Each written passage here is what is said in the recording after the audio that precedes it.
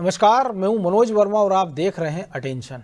और आज अटेंशन में बात करेंगे मुद्दों का काल जनता से गुहार। जी हाँ, बजट सत्र में सत्ता पक्ष को घेरने के लिए अब कांग्रेस जनता से गुहार लगा रही है।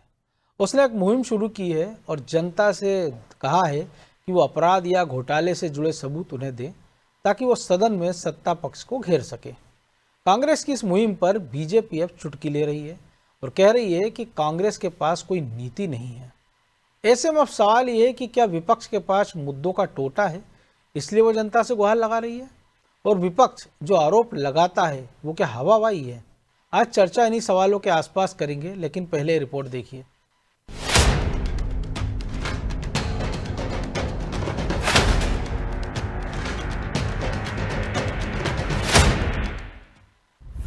बजट सत्र में सत्ता पक्ष को घेरने की तैयारी। जनता से विपक्ष घोटालों के सबूत मांग रही। सत्ता पक्ष पर घोटालों और बढ़ते अपराध के आरोप लगाने वाला विपक्ष अब जनता से सबूत जुटाएगा। दरअसल नेता प्रतिपक्ष उमंग सिंगार ने बजट सत्र से पहले एक मुहिम शुरू की है और लोगों से दस्तावेज, वीडियो और ऑडियो की मांग की। बाकायदा एक नंबर भी जारी किया गया ताकि बजट सत्र में सत्ता पक्ष को घेरा जा सके। लेकिन ऐसा करने की जरूरत कांग्रेस को क्यों आन पड़ रही है? क्या कांग्रेस कार्यकर्ताओं के पास ऐसे कोई भी सबूत नहीं है जो अपनी पार्टी को दे सके? क्या जो आरोप कांग्रेस लगाती है वो हवाई है? खैर, इस मुहिम की असल वजह क्या है वो कांग्रेस से समझ लेते हैं। देखिए, मध्य प्रदेश सरकार भ्रष्टाचार का दूसरा नाम है, ये तो प्रमाणित हो चुका है। आपने देखा किस तरीके से एक कर्मचारी के छापा डालिए, 52 किलो सोना, 2.5 क्विंटल चांदी और करोड़ों रुपया नगद निकल रहा है। नेता प्रतिपक्ष ने ये बात कही है कि विधानसभा में मामला उठाएंगे, भ्रष्टाचारियों की पोल खोलेंगे, सारे दस्तावेज, सारे सबूत हमारे पास है। अब कांग्रेस की इस मुहिम पर सियासत भी शुरू हो गई है। बीजेपी ने इसके बहाने उसको फिर निशाने पर लिया और कहा कि कांग्रेस को जनता नकार चुकी है। बेवजह के आरोप कांग्रेस लगाती है। बीजेपी ने और क्या कुछ कहा वो भी सुनवाते हैं। मध्य प्रदेश में कांग्रेस पार्टी के पास ना नेता है, ना नियत है और ना कार्यकर्ता है। ऐसे में कांग्रेस पार्टी केवल प्रचार प्रसार के लिए सगुफेबाजी करती है। विधानसभा में चर्चा से भाग रहे हैं, केवल हो हंगामा करना चाहते हैं, प्रदेश की जनता का पैसा और समय बर्बाद करना चाहते हैं। कांग्रेस पार्टी केवल और केवल हो हल्ला की पार्टी बन के रह गई है, इसीलिए जनता इन्हें गंभीरता से नहीं लेती है। कुल मिलाकर बजट सत्र में सत्ता पक्ष को घेरने की रणनीति कांग्रेस बनाने में जुटी है। इसकी तस्वीर उसकी मुहिम के तौर पर सामने आई है। हालांकि कांग्रेस को जनता का कितना साथ मिलेगा ये तो कहना फिलहाल मुश्किल है, लेकिन हो सकता है कि जो आरोप और दस्तावेज विपक्ष सदन में सत्ता पक्ष को घेरने के लिए पेश करे वो उसे जनता की ओर से भेजे गए बताए और इसके सहारे पॉलिटिकल माइलेज लेने की कोशिश करे। खैर, अब देखना होगा कि विपक्ष का प्लान कितना कामयाब रहता है। ब्यूरो रिपोर्ट, अनादि टीवी।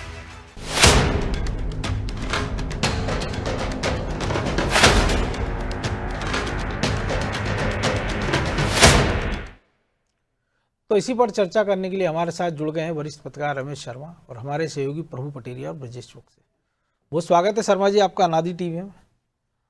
तो या तो ऐसा लग रहा है कि प्रदेश में पूरी तरह रामराज आ गया है या फिर कांग्रेस ही गहरी नींद में सो रहे हैं, क्योंकि तमाम सारे मुद्दे हैं जनता से जुड़े, खास तौर से अगर हम बात करें, क्योंकि वो तो किसी भी सरकार में हमेशा बने रहते हैं। और ऐसे में नेता प्रतिपक्ष कह रहे हैं कि आप हमको बताइए कि शहर में, प्रदेश में कहाँ कुछ गड़बड़ी हो रही है, करप्शन हो रहा है। तो उनके खुद के अपने 60 से ज़्यादा विधायक हैं। जब राहुल गांधी मध्य प्रदेश में मऊ में आते हैं तो वो कह देते हैं, जीतू पटवारी उनसे कमिटमेंट कर देते हैं कि हम जातिगत जनगणना करवाएंगे, पूरे घर घर जाके एक एक आदमी, कांग्रेस का कार्यकर्ता जातिगत जनगणना कर देगा। तो जब आपके पास इतना अमला है, इतना सोर्सेस हैं कि आप पूरे प्रदेश की जातिगत जनगणना कर सकते हैं 8 करोड़ लोगों की, तो फिर मुद्दे करप्शन या आपको ये नहीं पता कि प्रदेश में इशू क्या है जनता से जुड़े, जो आपको जनता की शरण में जाना पड़ रहा है। देखिए, मोटे तौर पर ये जो अभी उन्होंने कार्यक्रम की घोषणा की है, इससे जनता के बीच में मुद्दे तलाश करना इसका कोई उद्देश्य नहीं है। इसका उद्देश्य जनता से जुड़ने का उद्देश्य है, कार्यकर्ता जनता के बीच में रहे।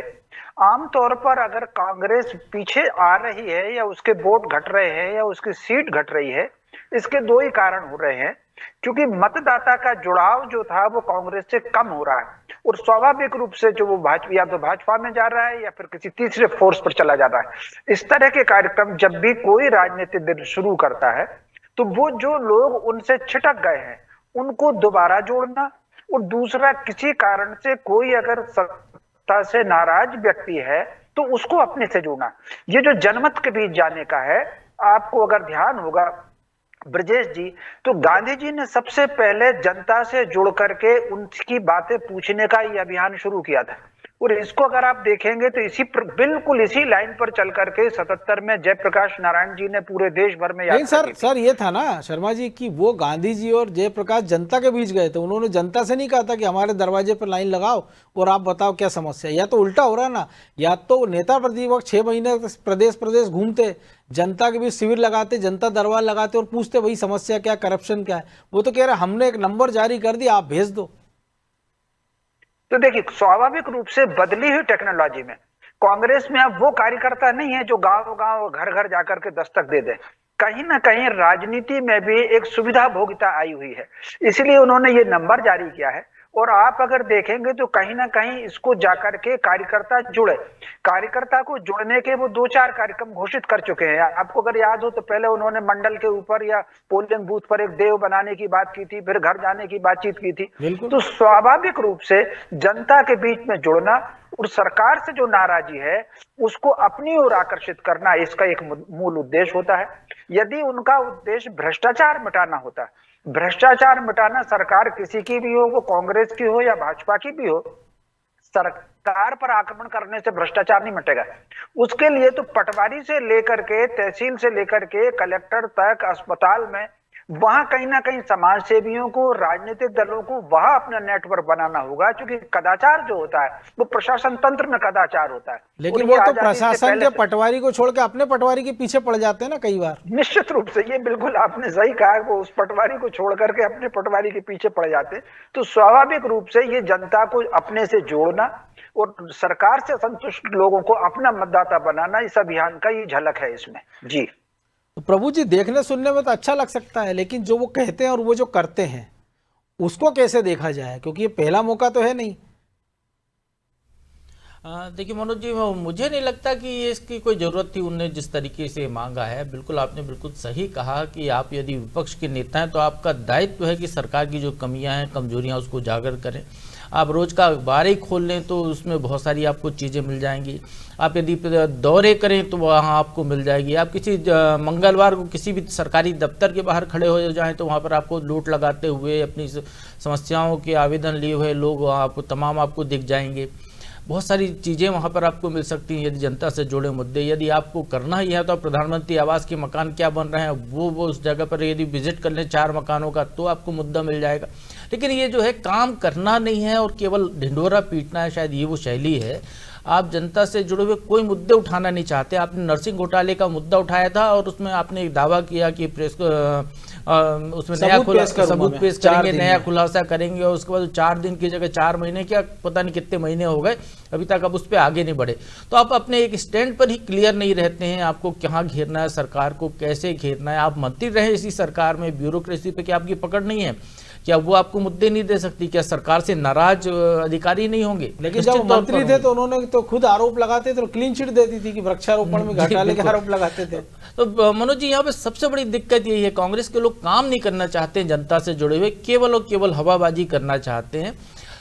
वो दौर भी था जब कांग्रेस की सरकार हुआ करती थी, भारतीय जनता पार्टी विपक्ष में थी, या भारतीय जनता पार्टी की सरकार थी, कांग्रेस विपक्ष में थी, जब सोशल मीडिया नहीं हुआ करता था, जब इस तरीके से जैसे आप मांग रहे हैं उस तरीके से लोगों से मुद्दे नहीं मांगे जाते, तब भी विधानसभा में इतना हंगामा होता था, इतना घेराव होता था, सरकार को दबाया जाता था, उतना विपक्ष के इतने दबाव में आती थी सरकार के, उसको अपने निर्णय बदलने पड़ते थे। वो दौर था।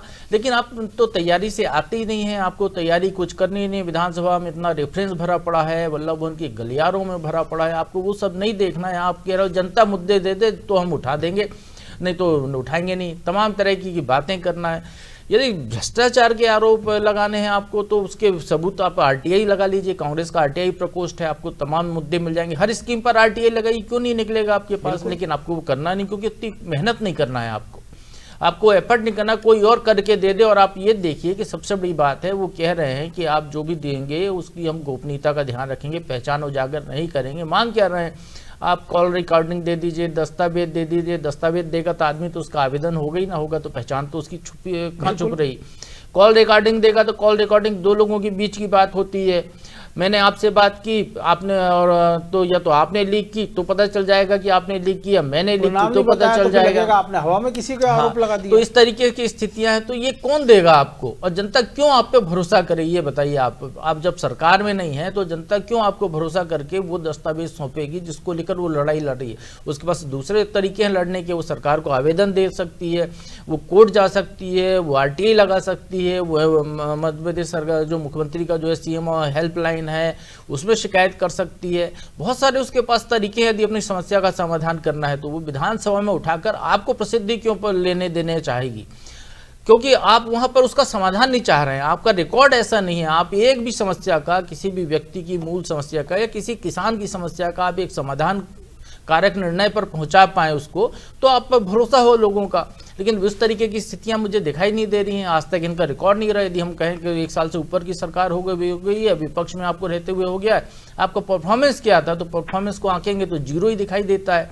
कोई सदन के अंदर वो स्थिति नहीं है आपकी, सदन के बाहर वो स्थिति नहीं है, तो इसको लेकर से दिक्कत है। तो ये केवल एक शोशेबाजी है, केवल विधानसभा का सत्र आ रहा है तो आपने जो एक इस तरीके का एक जो है व्हाट्सएप सोशल मीडिया पे डाल दिया कि जनता मुद्दे दे दे तो हम उठा देंगे। जनता से मांगने की जरूरत क्या है भाई? जनता ने आपको मैंडेट इसलिए दिया है ना कि आप मुद्दे क्रिएट कीजिए, आप सरकार में, आप उससे ज़्यादा समझदार हैं। आपको विधानसभा के फोरम पर भेजा है, आपको मंत्री थे, आप विधायक हैं, आपको जो मांगेंगे वो आपको दस्तावेज सरकार से मिलेगा। कौन सा विभाग आपको दस्तावेज नहीं दे सकता यदि आप प्रश्न लगाएंगे तो? लेकिन ये भी तो पता हो कि मांगना क्या है। वही सबसे बड़ी दिक्कत है, क्योंकि आपके पास तैयारी नहीं करना है, आपको वो सारी चीजें नहीं देखनी है, इसलिए होता है। जमुना देवी थी, इन्हीं की बुआ जी थी, वो कैसे मुद्दे उठाती थी, तब तो वो जनता से किसी से मांगने की जरूरत नहीं थी, सरकार को हिला देती थी वो। तो सारी समस्याओं की जड़ जो है आपकी नाकामी है, मुझे यहाँ ये ज्यादा दिखाई देता है। ब्रजेश जी, आप कैसे देखते हैं? और ये भी दिलचस्प है, उसमें केवल लिखा कि बजट सत्र के लिए, यानी सत्र अगर 7 दिन में खत्म हुआ है तो 7-8वें दिन ये मुद्दा नहीं उठेगा, क्योंकि नोई तो बैठा के बीच में छुट्टी आ जाएंगी होली की, इसकी। देखिए मनोज जी, मुझे लगता है कि उमंग सिंगार को किसी ने सलाह दे दी है कि कैसे मीडिया में सुर्खी बटोर सकते हो, कैसे चर्चा में आ सकते हो। काम तो कुछ है नहीं उनके पास। इससे पहले भी आप देखिए कि उनके जितने भी बयान आए हैं, जितने भी उनने तरीके अपनाए हैं, वो सिर्फ मीडिया में सुर्खी बनकर रहेगा एक दिन में। वो छाप नहीं छोड़ पाए हैं अभी तक। जो प्रभु जी कह रहे थे कि जमुना देवी की विरासत वो संभाल रहे हैं, जमुना देवी से ही सीख लेते वो कि किस तरह से विधानसभा में परफॉर्मेंस दिया जाता है, किस तरह से सरकार को घेरा जाता है। लेकिन अब मुझे लगता है कि वो सुर्खियों बटोरने के साथ साथ ये तरीके अपनाना चाहते हैं कि जीतू पटवारी से बेहतर हो जाएं, कि वो विधानसभा में अच्छा प्रदर्शन कर लें। इसके लिए बेहतर होता है शैडो कैबिनेट बना देते आप। आपके जो मंत्री रहे थे, जिन जिन विभागों के आप उस विभाग के मंत्री रहे थे, वहाँ के कुछ मामले ले आते जिस पर कोर्ट तक गंभीर टिप्पणी कर रहा है, आपके पास नहीं है। आप खुद जनता के बीच में नहीं। जब मंत्री थे तब तो वो दिग्विजय सिंह को रेत माफिया और ताने कहाँ का माफियाओं की संज्ञा देते रहते थे। देखिए ना, आप तो अब भ्रष्टाचार के मामले उठा रहे हैं। तब आपकी सरकार में आपने क्या किया? तो अब जो भ्रष्टाचार के मामलों में और जनता आपको क्यों सबूत देगी, जो प्रभु जी कह रहे हैं? क्योंकि आप पे भरोसा क्यों करेगी जनता? आप पे भरोसा करा होता जनता ने तो आप सत्ता में होते। आपकी जो सूत्र हैं, आपका जो नेटवर्क है, मुझे लगता है वो बचा ही नहीं है। अब यदि आपका नेटवर्क होता तो आपको इस मांगने की जरूरत ही नहीं पड़ती, आपके पास पहले से होते। और जो मुद्दे हैं भी, मुद्दों की कोई कमी नहीं है, लेकिन आप उनको भी सही तरीके से नहीं उठा पाते। तथ्यों के साथ वैसी तैयारी करके विधानसभा में नहीं जाते कि उस पर चर्चा करें। हंगामा करना आपका मकसद रहता है। यदि तथ्यों के साथ बात करेंगे तो निश्चित तौर पर सुनना पड़ेगा, सरकार को भी मजबूरी में कार्रवाई करना पड़ेगी। और हमने उसी सदन में देखा है ना, तथ्यों के साथ बात की जाती है तो आप देखिए कार्रवाई भी होती है। और जो नरेंद्र मोदी कह के गए थे बीजेपी के विधायकों को आप सरकार पर या जो अधिकारी हैं उन पर प्रेशर बना सकते हैं, वो इन पर भी लागू होती है। आप तो विपक्ष में है। बेहतर तथ्यों के साथ यदि सदन में चर्चा करेंगे, मुद्दे उठाएंगे, तो सरकार को मजबूर होना पड़ेगा और अधिकारियों पर आपका दबाव होगा। लेकिन वैसा अभी तक तो नजर आता नहीं है। चाहे हमने पिछले सत्र देखे, सत्र छोटा होता है तो आप सवाल करते हैं, आप सत्र में जो है बड़ा होता है तो आप भाग जाते हैं। तो जो सत्र है, जितने दिन का सत्र है, उसमें बेहतर कैसे आप कर सकें, मुझे लगता है उसकी रणनीति बनाना चाहिए थी। उनको बैठना चाहिए था। जो मंत्रिमंडल में रहे, उनके सहयोगी रहे कमलनाथ सरकार में, उनको अलग अलग जिम्मेदारी देते तो एक टीम वर्क दिखती। यहाँ टीम वर्क भी नजर नहीं आ रही, क्योंकि आप अकेले खड़े हुए हो, आपके साथ कोई खड़ा नहीं है, आप सदन में बटे हुए नजर आते हो। तो वो मुझे लगता है कि ये कमी है, इसलिए वो सुर्खियों में आना चाहते हैं, एक दिखाने की कोशिश करना चाहते हैं आलाकमान को। देखिए, मैं कोशिश कर रहा हूँ जनता से मांग रहा हूँ। जनता के बीच में, जो आपने भी कहा कि जनता के बीच में आप जाते, नेता प्रतिपक्ष के नाते आप सवाल लगाते, आरटीआई के नाते आप सवाल लगाते, वो आपसे बेहतर तो काम आरटीआई वाले कर देते हो। हमने देखा कांग्रेस कुछ सवालों पे बात करती सदन में, कभी अपने तथ्यों के साथ नहीं जाती, वो अखबार की कटिंग लेके जाती, वो मीडिया को जिसको कोसती रहती है, वो मीडिया में क्या आया है वो लेकर जाती है सदन के अंदर। उसमें भी झगड़ा है ना, कोई 6 बजे उठ गया तो वो ट्वीट कर देता है, जो 7 वाला वो रह जाता है दूसरे मुद्दे के लिए।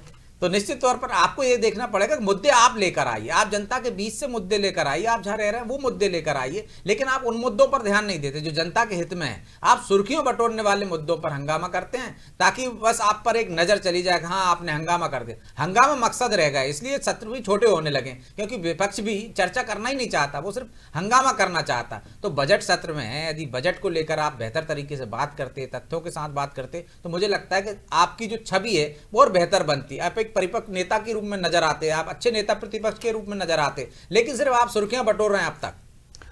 तो शर्मा जी, केवल सुर्खियां बटोरने से काम चल जाता है कि नेताओं का? क्योंकि ये जो कांग्रेस के कई सारे नेताओं की आजकल आदत है कि छापामार शैली जो होती है ना, कि वो आरोप लगाओ और भाग जाओ। कभी शिवराज सिंह पे लगाओ तो किसी एक मुद्दे पर आप डटे नहीं रहते हो। भूपेंद्र सिंह पे आरोप लगाते हो, दूसरे दिन चुप हो जाते हो। गोविंद सिंह पे आरोप लगाते हो, फिर चुप्पी साध लेते हो। कभी दिग्विजय सिंह को निशाना बना लेते हो, कभी किसी को बना लेते हो, लेकिन उसके साथ तथ्य क्या है ये लेकर आप जनता के बीच कभी जाते नहीं हो। तो जब तक आपकी ये क्रेडिबिलिटी नहीं रहेगी कि आप वाकई गंभीर और मुद्दों को लेकर आप लड़ाई आगे बढ़ाने को इच्छुक हो, जब तो जनता आपके पीछे आएगी। ये बात बिल्कुल आपने सही कहा। केवल सुर्खियों में बने रहने से या आरोपात्मक राजनीति करने से कभी भी कोई स्थापित नेता नहीं हो पाता। स्थापित नेता होने के लिए 2 चीजें बहुत जरूरी हैं। एक तो जनहित के मुद्दे आपको उठाना है और लोगों से आपको जोड़ना है। व्यक्ति नेता कितना ही पॉपुलर हो, मीडिया में कितना ही स्थान बना ले, अगर उसके पास मुद्दे नहीं है, उसके पास जनता से जुड़ाव नहीं है, तो वो कभी सफल नहीं होगा। हमने इसी राजनीति में देखा है। आप कल्पना कर सकते हैं शुरुआत के दिनों में कामराज का कितना बड़ा प्रभाव रहा है या श्यामाचरण जी का कितना प्रभाव रहा है, लेकिन अगर वो जनता से जुड़ गए और उन्होंने कहने के लिए अलग दल बना लिया था। अर्जुन सिंह अपने समय के पॉपुलर नेता रहे, मीडिया में सबसे ज्यादा अगर मीडिया से रिलेशन बनाने का जो अभियान, अभी केजरीवाल जो सुबह शाम मीडिया में छाए रहते थे, सबसे बड़ा उदाहरण है। निश्चित रूप से ज्यादा पुराना, लेकिन अगर उन्होंने अलग दल बना लिया तो वो खत्म हो गए थे, वो हार गए थे चुनाव। तो कहने का मतलब यह है, तो केवल सुर्खियां रहने से अर्जुन सिंह जी सतना से भी चुनाव हारे और होशंगाबाद से भी चुनाव हारे। तो केवल सुर्खियां में बने रहने से, मीडिया में बने रहने से आप जनता के प्रिय नहीं हो सकते। उसके लिए आपको जनहित के मुद्दे उठाना पड़ेंगे और फिर आलोचनात्मक राजनीति करना, आरोपात्मक राजनीति करना, ये मनुष्य के मनोविज्ञान के विरुद्ध है। हम अपने आसपास ही देखें, राजनीति से अलग हट करके। मान लीजिए मैं प्रतिदिन आपके पास बैठूं और ब्रजेश जी को, प्रभु जी को लेकर के आपसे 2-4 रोजाना बुराई करूं, कुछ दिनों बाद आप सोचोगे कि अरे यार ये तो इनके पास एक ही टेप रिकॉर्ड है, इनसे जरा दूर रहो। बिल्कुल यही मनोविज्ञान मतदाता और राजनेता का होता है। बहुत ज्यादा बुराइयां सुनने से काम बिल्कुल नहीं चलता। आपको सकारात्मक राजनीति करना पड़ेगी। तो सकारात्मक राजनीति के बाद ही कांग्रेस आ पाएगी, जो अपन कई बार इस पर चर्चा कर चुके कि कांग्रेस को इस वक्त अपना जो थिंक टैंक है उसको डेवलप करना और आत्मचिंतन करना, आत्मचिंतन करके मुद्दे लेकर के आना, तो वो सरवाइव कर पाएगी। वरना इस तरीके से चल रहा है तो चलता ही रहेगा। जी प्रभु जी, ये जो ढर्रा बन गया, या कई मुद्दों की अकाल तो है नहीं, लेकिन एक सत्र से दूसरे सत्र के बीच तक वो एक मुद्दे को लेकर कांग्रेस जाती भी नहीं और जा नहीं सकती, लेकिन कम से कम सत्र के पहले ही 15 दिन पहले, हफ्ते भर पहले, 1 महीना पहले से तैयारी करके वो अपनी इस लड़ाई को तो आगे बढ़ा ही सकते हैं। क्योंकि ऐसा तो है नहीं कि सब कुछ रामराज चल रहा हो, मुद्दे नहीं हो। विधानसभा कोई सुप्रीम कोर्ट नहीं है मनोज जी की वहां पर जो आपने मुद्दा उठाया, जो फैसला, उसका फैसला हो गया तो अंतिम लकीर हो गई। बिल्कुल। असली अदालत तो जनता की अदालत है, जहां से सरकारें बनती हैं और आपको वहां पर किसी भी मुद्दे को लेकर जनता की लड़ाई आपको लड़नी होगी। अभी हाल ही का एक उदाहरण है कि कांग्रेस का एक ट्वीट हमने देखा था कि जो है आपने जो 3000 रुपये लाडली बहना को देने का, वहाँ बीजेपी की सरकार है, हरियाणा में इतना दे रही है, वहाँ इतना दे रही है, महाराष्ट्र का जिक्र था, तमाम राज्यों का इतना देने जा रही है, मध्य प्रदेश में क्यों नहीं दे रही है। आप केवल ट्वीट करके आप खत्म हो गए इस मुद्दे पर। आपको जब शिवराज जी ने या बीजेपी ने ये साबित कर दिया है कि सरकार बनाने वाली आधी आबादी जो है वो एक तरफा जिधर चली जाती है, सरकार उसकी बनती है, तो आप उसी मुद्दे को लेकर उन महिलाओं के बीच में यदि चले जाएं तो उनकी शायद महिला विंग ही नहीं जगी ना अभी तक, तो दिक्कत शायद ये है। बड़ा असर हो जाए, लेकिन आप वो काम करना नहीं चाहते, अब सड़क की लड़ाई नहीं लड़ना चाहते, अब जनता की लड़ाई नहीं लड़ना चाहते, केवल शोशेबाजी करना चाहते हैं आप विधानसभा में बस हंगामा करना चाहते हैं, चर्चा भी नहीं करना चाहते। बिल्कुल ये साबित हो चुका है यदि हम देखें पिछले सत्रों में। तो कांग्रेस की प्लानिंग क्या होती है विधानसभा सत्र के पहले कि हर दिन उनको एक नया इवेंट करना है, सदन शुरू होते साथ कभी कुछ लेकर आना, कभी कुछ लेकर आना, एक इवेंट करना है, उस इवेंट में हंगामा करना है और उसके बाद बाहर वॉकआउट कर जाना है। तो जनता ने आपको इसके लिए नहीं चुना हंगामा करने के लिए। हंगामा करने के लिए तो हमारे गली मोहल्ले में बहुत सारे बच्चे घूमते रहते हैं, बिल्कुल तरह तरह के लोग हैं, इतने सारे जो रात को शराब पीकर, यदि आपको शाम को देखना है तो शराब पीकर सड़क पे हंगामा करते हुए लोग दिख जाएंगे, और कुछ देखना है तो हमारा गौवंश सड़कों पर हंगामा करता हुआ दिख जाएगा। तो ऐसे बहुत सारे हमारे मनोरंजन के साधन हैं। आप मनोरंजक क्यों बन रहे हैं? आपको चुना है जनता ने इसलिए कि उसकी जो मूल समस्याएं हैं उसको आप वहां तक उठाएं। मनोज जी, एक बात कहना चाहता हूं, भाई साहब को बहुत अच्छे से मालूम है, जब देश बना, संविधान बना, जब ये चुनाव प्रक्रिया तय हुई तो उस समय ये बात आई कि भाई इसमें पढ़े लिखे लोगों को सदन में आना चाहिए।